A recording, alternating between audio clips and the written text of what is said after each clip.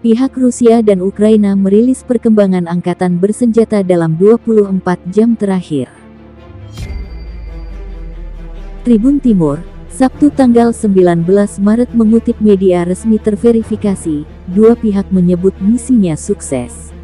Pada tanggal 18 Maret sistem rudal penerbangan KINZ-HAL dengan rudal balistik hipersonik menghancurkan fasilitas penyimpanan bawah tanah yang besar untuk rudal dan amunisi penerbangan pasukan Ukraina di Delyatin, wilayah Ivano-Frankivsk.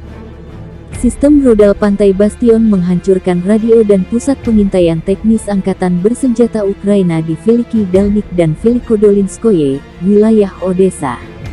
Demikian kata juru bicara Kementerian Pertahanan Rusia, Mayor Jenderal Igor Konasenkov.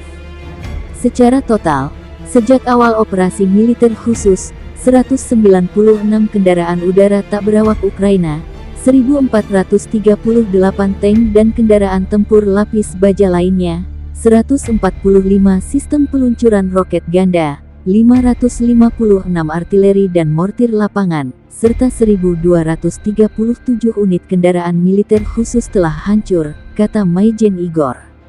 Sedang Ukraina merilis tambahan 200 personel Rusia yang tewas dalam 24 jam terakhir menjadi total 14.400 tentara Kremlin meninggal. Sebanyak 2 jet tempur Rusia dijatuhkan, 3 heli dan 16 tank dimusnahkan. Hari ini memasuki hari 24 Rusia menyerang Ukraina. Dua pihak dikabarkan sepakat membuat perjanjian damai.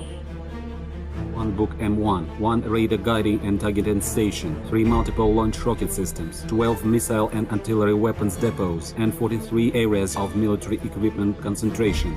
In addition, air defense means of Russian airspace forces shot down 12 Ukrainian unmanned aerial vehicles in the air.